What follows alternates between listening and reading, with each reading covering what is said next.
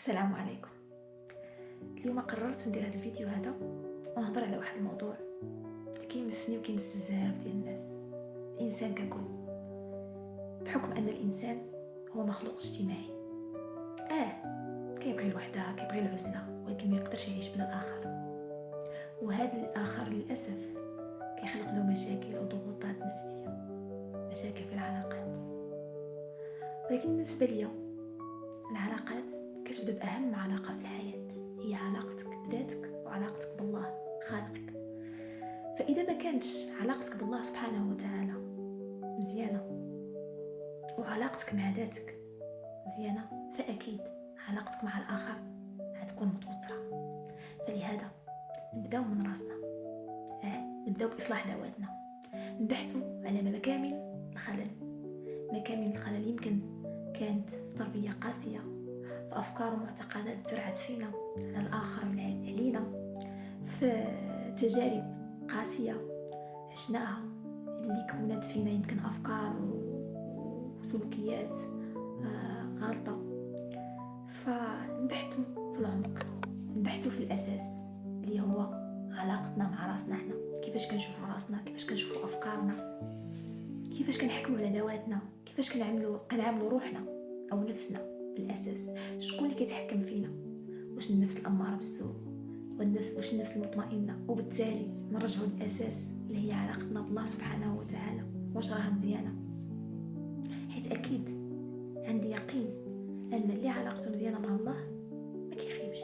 شتي واخا كيتحبط، كيتغدر، إلا وكاينة حكمة وراء ذلك. كاينة حكمة بأن الله سبحانه وتعالى ما خلاكش أو ما باغيكش تكمل مع ذاك الإنسان لأنه عارف ما يصلحلكش. وعن تجربة تيقوني لو كان نرجع للور بزاف العلاقات في حياتي ما نديرهاش، حيت بعد عمر أو وقت كيتبين لك أن داك قطع العلاقة كانت فيها إفادة ليك وحكمة كتكتشفها بطبيعة الحال مع الوقت. لهذا تيقن لك نيتك صافية مع راسك ومع الله سبحانه وتعالى، راه عمرو ما يخيبك. فمبقاش فيك الحال. عارفة صعيبة حيت كيكون الجرح عميق. العاطفة ديالنا بعض المرات تتحكم فينا أكثر من العقل، فكنبقاو متشبتين بواحد العلاقات اللي هي أصلا مضرة وغير نافعة علينا، أو ما يسمى بالعلاقات السامة.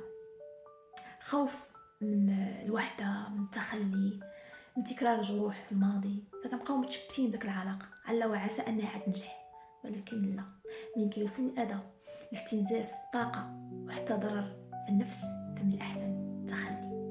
صعيبة بحال شي سنة كتضرك وكتبقى عليها حيت هي اللي عندك ولكن مع الوقت داك الضرر كيزيد فكتقرر انك تحيدها وتحس بداك الالم مده قليله، ولكن ترتاح من بعد. فكروا في هاد الهضره هادي. انا عارفه بزاف اللي عيطوا مع هاد الهضره، وبزاف اللي كيعيشوا علاقات سامه، وبزاف اللي عايديروا هاد الحساب في راسهم من القدام. واش انا علاقتي مع راسي مزيانه؟ واش كنقدر ذاتي؟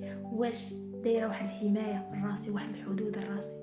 واش اصلا عندي علاقه زوينه مع الله سبحانه وتعالى، وبالتالي نسلم له راسي وعلاقاتي وحياتي، حيت عارفه اله هو شاف شي حاجه عذرني فعيبعدني عليها ولا لا، وبالتالي عاد نشوفه الاخر. حيت في الاساس الاخر هو مرآة لينا، اللي كيشوفنا، العين اللي كيشوف بنا، يعني كيشوفنا فيها الاخر هي العين اللي كنشوف بها راسنا.